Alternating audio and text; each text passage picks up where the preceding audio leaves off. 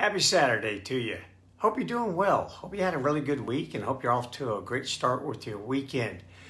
I'm getting ready to wrap up the 365. Yeah, after today, I'm a single digit little dude. So all that being said, I'm trying to bring to home some really important topics that I really need to cover before the end of this. And I don't want to bring up, because some of these things are hard to talk about. One of them is about rehoming your dog, and that's the focus of today and tomorrow's videos.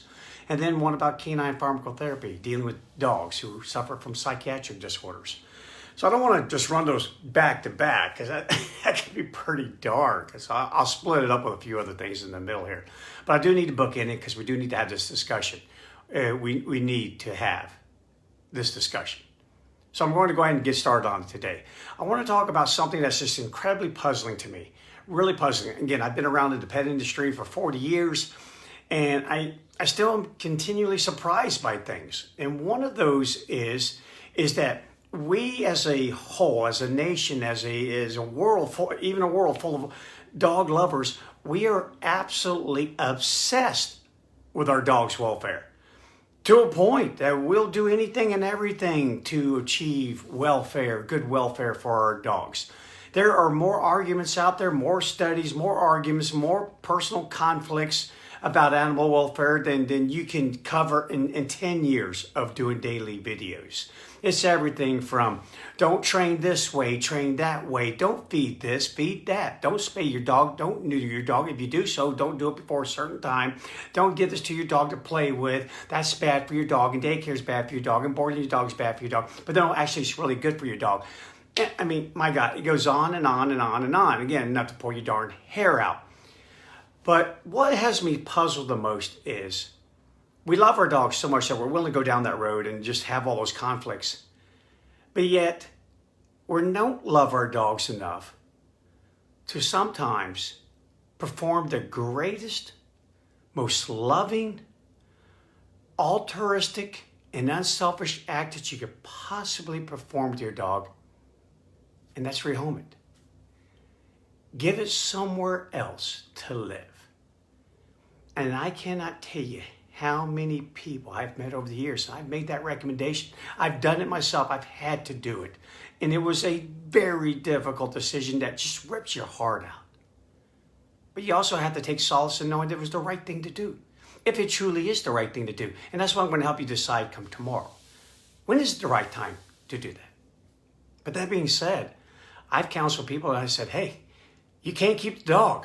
I know you like the dog, I know you love the dog, and I get all that, and I appreciate all that, but here's the deal. You have 2 children under 5 years of age, and one of them already has 9 staples on the side of their head.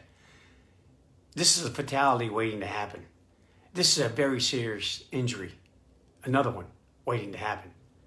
And sure enough, it happens. Because they decide, hey, I can't rehome the dog. I get put in my face all the time. Bryan, would you rehome your children? Well, actually, I did. I sent them to universities. I rehomed them to there.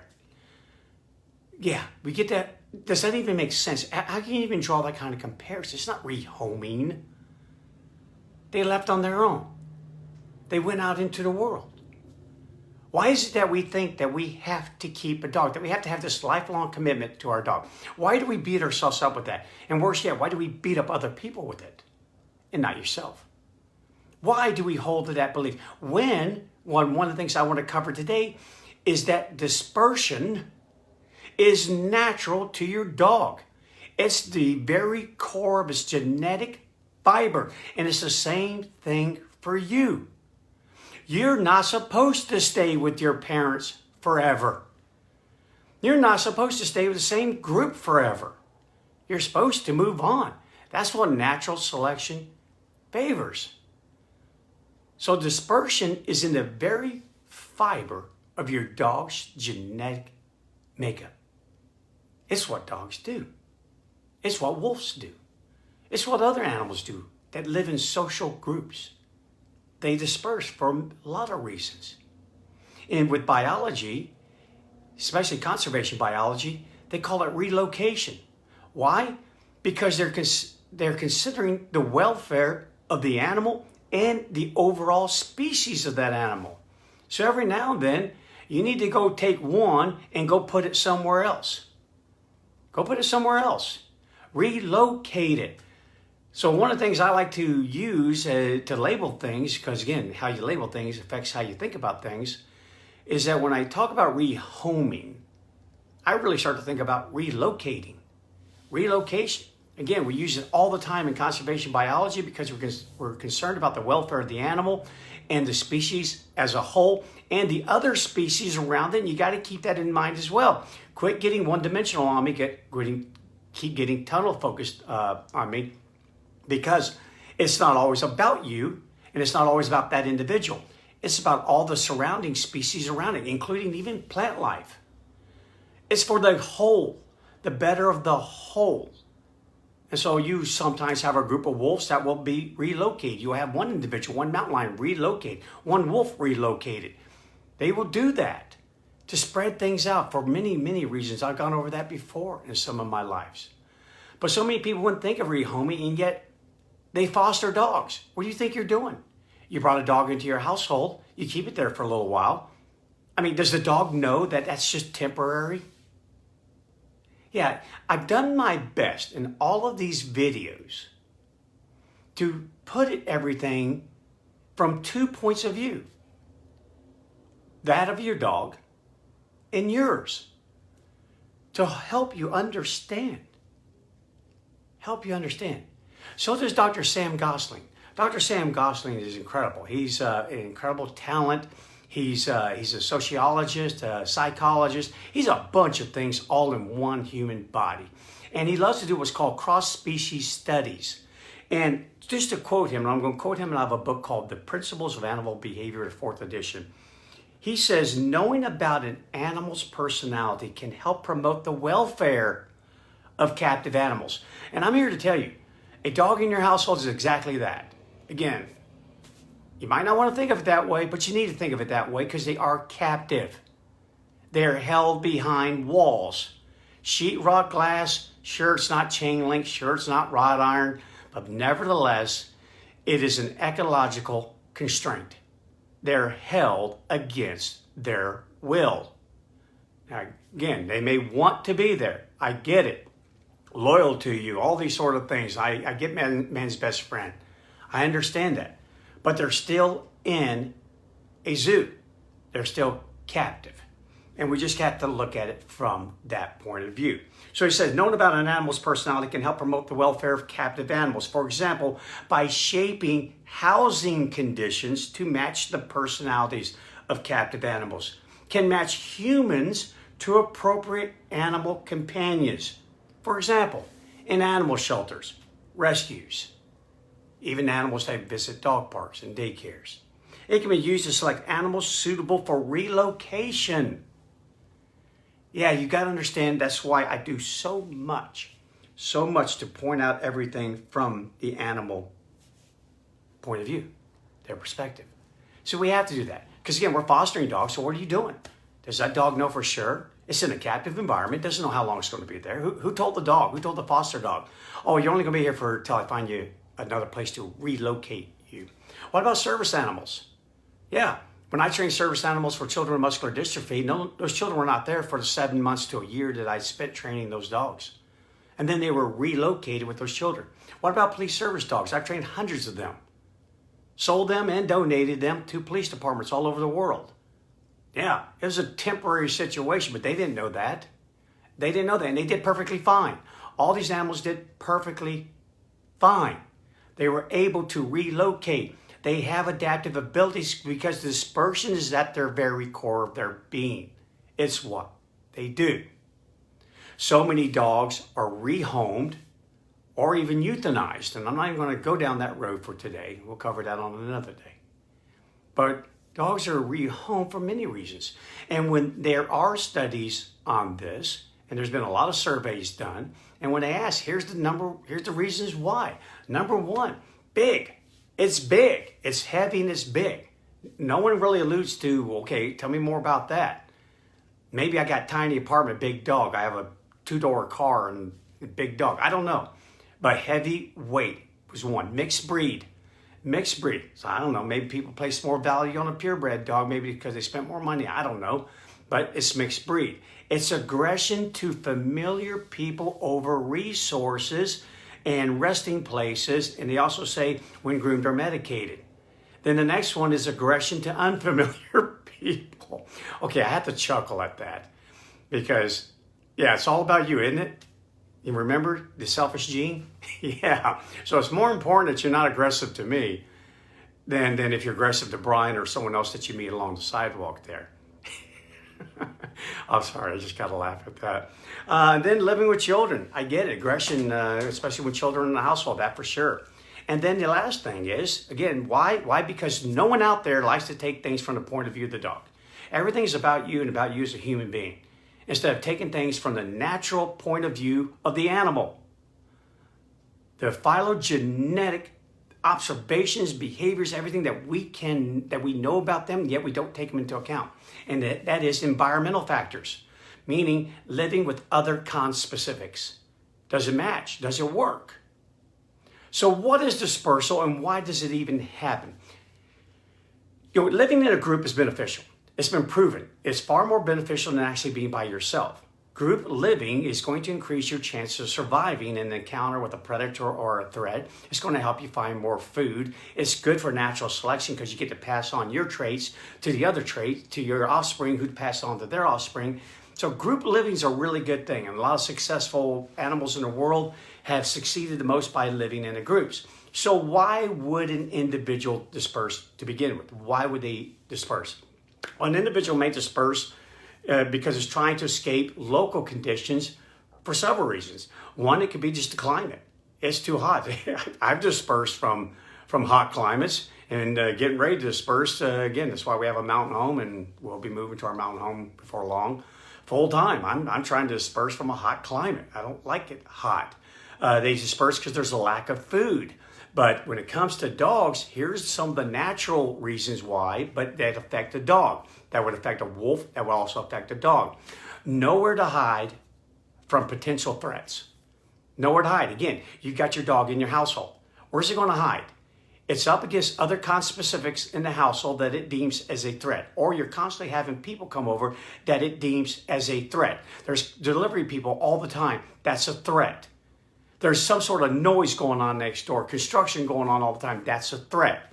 In other words, your dog would want to try and escape, but because it has nowhere to hide. It can't get away from the constant onslaught of the stress and the fear. It has nowhere to hide. And that's also another reason there's too many conspecifics. There's too many dogs in this household. Think about yourself, if anything else. Go to some place that's got a lot of people and see if you can handle that. And kind of remember this. Dogs, I've already put it out. That's why I say there's no such thing as this sibling rivalry syndrome or whatever. Once you get past a certain age, you're not sibling to me anymore. No, you don't look at it. You're an individual, and I'm an individual. Yeah, we're living in a group, but I'm kind of using you to help me serve my needs, and I'm doing the same thing for you. So that's what kind of goes on there. But when it comes to living with a bunch of people, try and put three strangers in a room and make them live together. Total strangers. Sometimes it works out, sometimes it doesn't. Sometimes someone moves, someone will disperse. So we should be able to relate it from that point of view. Sometimes there's just too many of us. And that creates a whole bunch of intra-group problems that I just don't feel like dealing with. It's way too much stress to live with all of you other conspecifics, which then typically creates way too much competition. I'm tired of the competition. It's costly in so many ways. It will kill you. I tell people all the time, stress will never kill you. It'll just set you up to be killed by everything else. So again, too many conspecifics, too much competition created by having too many conspecifics. And then for a lot of people, or not people, I mean dogs, it's still, again, you can spay or neuter a dog, but reproduction is still at the forefront of their minds. Just because you neuter a dog doesn't mean it can't detect the pheromone methylphenhydroxybenzoate, female in estrus. No, it still can. It still affects their way of thinking and their actions. So sometimes there's an insufficient number of reproduction sites. And therefore, I need to disperse so I can get away from you so I can go have my own family. So again, just think about it from a human perspective. you're inside your house living with your parents and you meet a girl and you get married and all of a sudden you want to have children, and a lot of us think, I kind of need my own place. Yeah, not enough room here. So you want to move. Dispersion in the wild is often defined as a super or meta type behavior, meaning that has multiple parts. There's multiple reasons for dispersion. Just like if you own a dog, you may need to disperse that dog for many reasons. And if the dog could articulate to you, it would do so and tell you many reasons why it thinks it's time for it to pack its bags and go. It's highly plastic. It means it's highly dependent upon the environment. And that's the environment in which the dog finds itself, the environment in which it cannot escape from. One of the things I find is extremely interesting with this whole dispersion concept is the fact that it's so natural that it's even in us from a genetic standpoint, from a literally in the utero standpoint, meaning that one of the things that will drive offspring away is kin competition or conflict with a parent or parents. So it starts at birth with what we call parent-offspring conflict. And if I may, I'd like to read you just a little synopsis of a little study that was done. Not a little study, it's a big study. Actually, was been researched by many people. Gary, Haig, Scholmer, in 2011, 1993, and 2000. But listen to this. Check this out. In utero conflicts in humans, parent-offspring conflict in pregnant women occurs because mother and fetus do not have identical interests in terms of how to maximize inclusive fitness. Oh, right off the bat, here we are. We are in competition and the darn thing is not even born yet. Using published medical literature, David Haig found that in humans, fetal cells invade the maternal endometrium, the membrane lining the mother's uterus, during implantation, and that such cells manipulate maternal spiral arteries in such a way as to make constriction of the arteries, which would make fewer resources available to the fetus much more difficult. So here we go. I'm already going to rob you. I'm going to rob you, and I'm still in the darn room. Such an action benefits the fetus in two ways. One, by providing the fetus with direct access to maternal arterial blood and allowing the fetus to release hormones and other substances directly into the maternal bloodstream. And two, by putting the volume of blood and the nutrients it contains under fetal rather than maternal control. Yeah, so again, Dr. Sam Gosling goes on to say in other things, he said that inclusive fitness theory predicts that parents should go to great lengths to help their offspring, yet there are limits to this aid. In principle, a parent could dispense all of its energy to provide one offspring with all the benefits at its disposal, but it does not. And because it does not do that and it gives it to the other offspring if there's more than one, this then sets up a zone of conflict between how much offspring the offspring wants and how much the parent is willing to give. This zone is where parent-offspring conflict takes place. So right off the bat, we have competition, a limited resource. Welcome to the world of limited resources. So even in the womb, even with humans, and the same thing with dogs, the same thing with wolves, there's this parental conflict already happening between the fetus and the parent, where the fetus is even robbing the parent of nutrients and making sure that its cells are put where it needs its cells to be. It's incredible. So that gives rise to the fact that when you grow up, so only one day I look at you and think, you need to go. Yep, I've given you aid, but there's limits to it. And it will directly affect my fitness if I continue to give you that aid. So you need to go. So again, nature knew about this, and therefore she gave our animals and us the ability to disperse. And then she laid in place many reasons why you should disperse. And then you do disperse. And you're given the biology to overcome any stressors incurred by dispersing. She gives you a fighting chance. There's no dwelling on this and going, oh my God, I miss my dog, I miss my dog. I get that. I know you do. Like I said, I've been there. I understand this. And don't think for a second that the dog's not clicking its heels trying to get back to Kansas as soon as it arrives somewhere else. It's stressed. It doesn't have predictive information, which means it doesn't feel like it has a lot of control. And just because I'm around dogs doesn't mean I have social support. Yeah. So I get all of this. But at the end of the day, when you add it all on top of each other, Does it, when you write down the pros and the cons on a piece of paper, is dispersing more beneficial for that animal or is it not?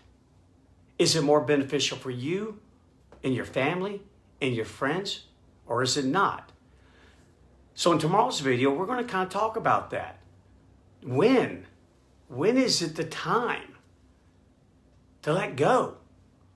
When is it time to give your dog a chance at another life and to give yourself? What good are you to your dog if you're stressed out constantly by this dog? If you feel threatened by it? Yeah, last time I looked, the thing was supposed to be in my want category.